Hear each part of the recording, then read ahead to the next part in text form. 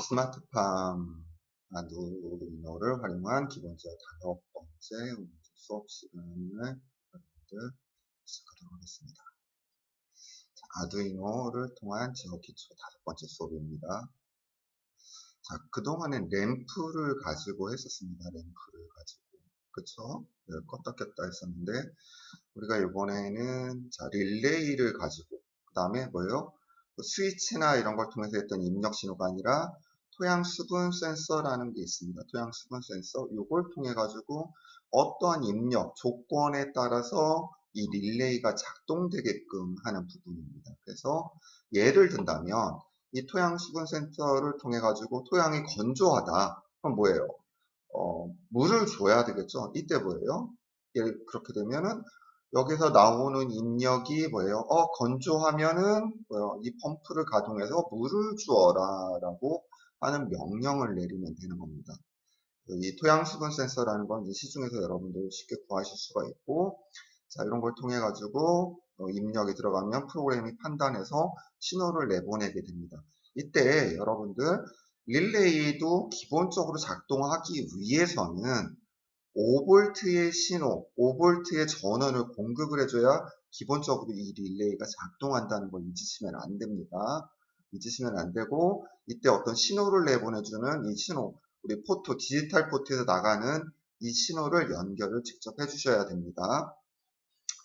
자, 그 다음에 이제 껐다 켰다 할 때는 이 커먼 단자하고 NO라고 했죠. 늘 열려 있는 거. 그럼 뭐예요?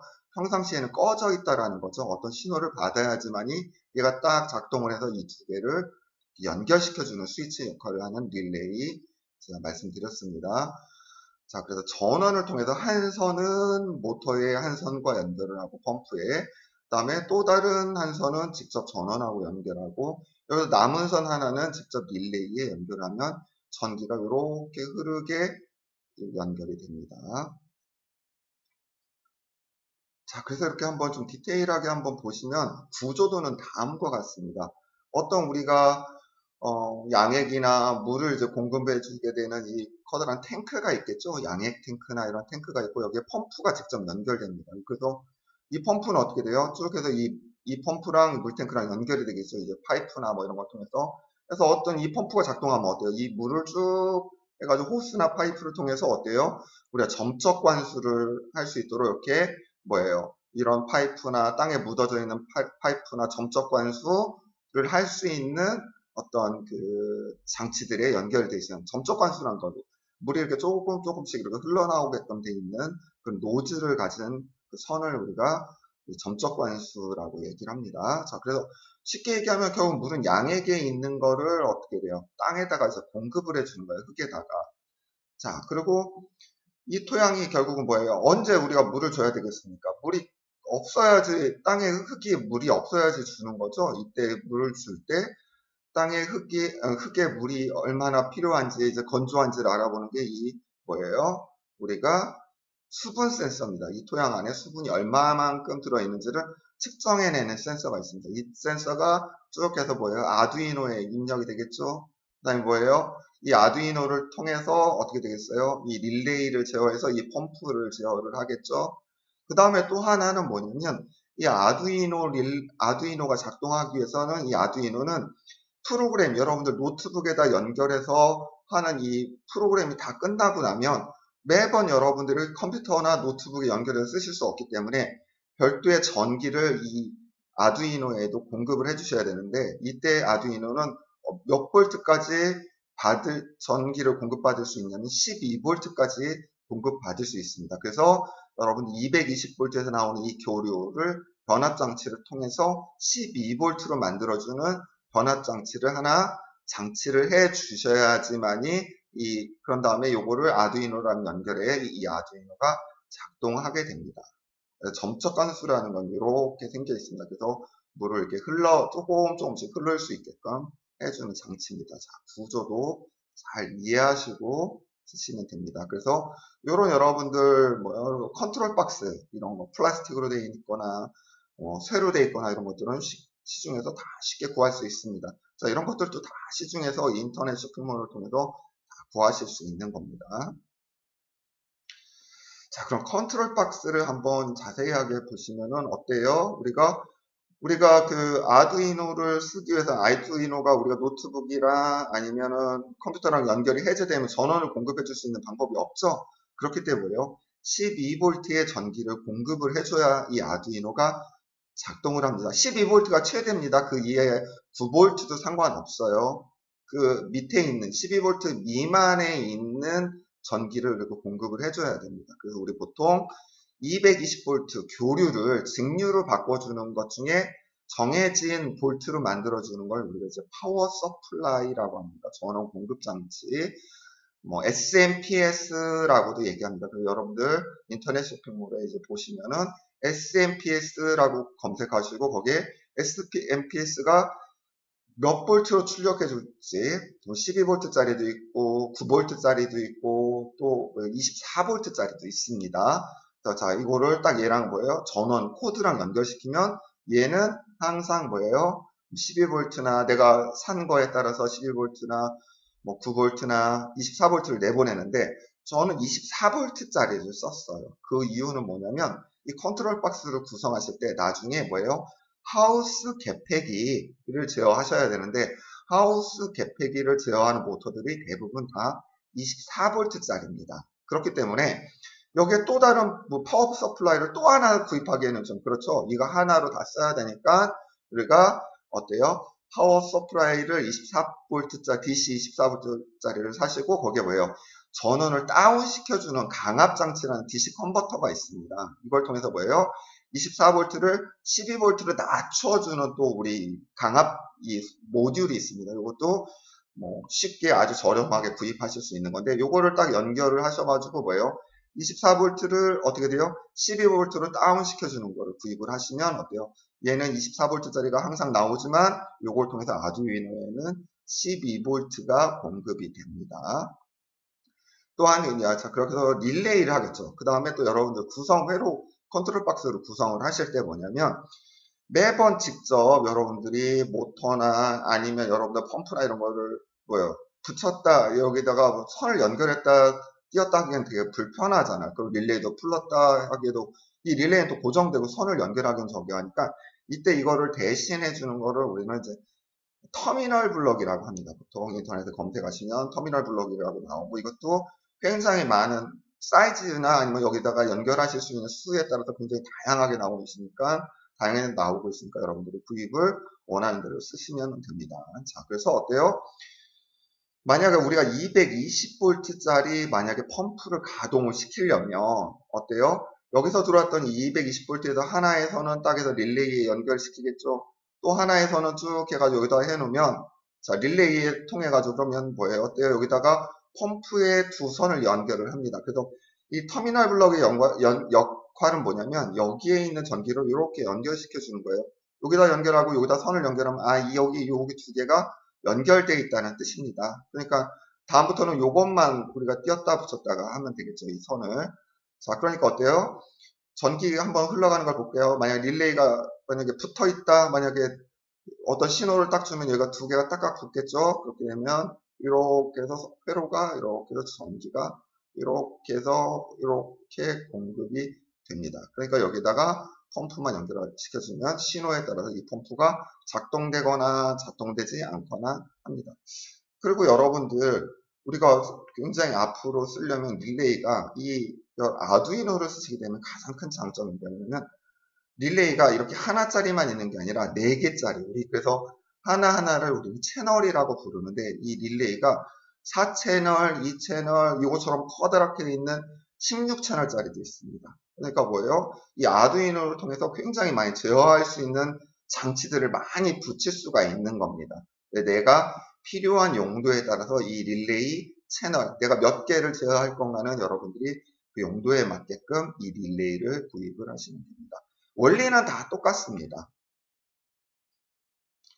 자, 그래서 우리가 기본적으로 이 아까 수분 센서가 어떻게 움직여지는지 한번 제가 회로를 구성을 해봤습니다. 이때 가장 중요한 건 뭐냐면 이 토양 수분 센서는 이 두 가지의 선을 통해서 전기가 물이 많아지면 많아질수록 이 안에 어때요? 전기를 잘 통하게 하게끔 돼 있는 부분입니다. 그래서 이 두 가닥을 통해서 어때요? 전기가 잘 흐른다는 건 뭐예요? 물 수분이 많다는 뜻입니다. 그래서 수분이 적으면 요 꼽혀져 있는 이 두 개의 이 판 사이에 전기의 흐름이 작아집니다. 자, 그래서 그걸 가지고 측정하는 걸 우리는 뭐예요? 토양 수분 센서라고 하는데, 이때 들어오는 신호는 뭐예요? 입력 신호는 디지털이 아닙니다. 이 장비는 뭐예요? 아날로그로 만들어져 있어요. 그래서 이 아날로그를 통해서 어떤 게 들어오는지를 하기 때문에 이번엔 그동안 안 쓰던 아날로그 포트에다 연결을 합니다. 그래서 회로 구성은 어떻게 됐어요? 핀 모드 A의 첫 번째 거 A0라고 우리가 알려줬습니다. 그 다음에 뭐 출력할 건 이렇다고 그냥 기본적으로 했고, 그 다음 중요한 건 여기서 값이 어떻게 변하느냐. 그러니까 토양의 수분이 적고 없으면 어떻게 변하는지를 여러분한테 보여줄 거니까, 우리가 저번에 디지털을 썼죠. 리드라고 했을 때 이번에 아날로그 리드라는 걸 썼습니다. 그래서 뭐예요? 우리가 A0라는 핀으로부터 아날로그 신호를 입력받아서 얻다가 소일이다라는 좀 임시 방에다 메모리에다 저장을 해라. 근데 이 안에 뭐예요? 저번엔 int라는 우리가 변수를 만들어주는 어떤 명령을 썼는데 이번에는 float라는 명령을 쓸 겁니다. 이 플로트라는 건 뭐냐면 앞으로도 좀 자주 쓰시게 될 텐데, 이 플로트라는 건 뭐예요? 요 soil이라는 soil이라는 방을 만들어줄 때 이 방 안에 들어갈 수 있는 값은 뭐예요? 소수점이 들어가는 값을 받아들일 수 있다는 뜻입니다. 저번에 int라는 건 뭐예요? 정수만 받아들일 수 있는데, 우리가 소수점 있죠? 뭐 몇 점, 할 수 있는, 요번에는 이 방을 만들 때, soil이라는 방을 만들 때, 이 방에 들어올 수 있는 값은 어떻게 해요? 소수까지 받아들일 수 있는 방을 만들 수 있다라고 우리가 명령을 내려주는 겁니다. 그래서 한번 보시면 볼게요. 이 토양 수분 센서가 어떻게 움직이는지 볼게요. 여기서 토양 수분 센서에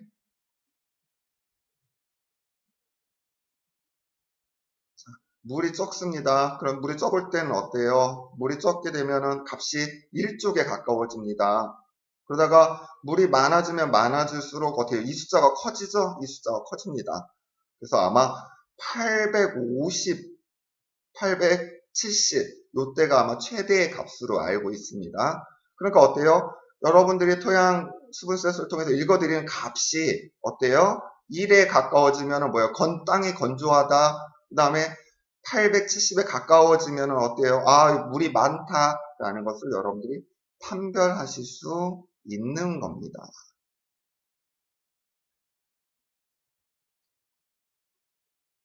자, 그러면 이번에는 그러면 우리가 여기서 받아들이는 값을 가지고 어때요? 읽어드리는 이 수분 센서를 통해서 읽어드리는 값을 가지고 릴레이를 통해서 우리가 이 펌프를 작동시킬 거예요. 펌프. 근데 저는 여기서 편의상 펌프가 작동하는 걸 여러분들 보여드리기 위해서 이 모터라는 걸 썼습니다.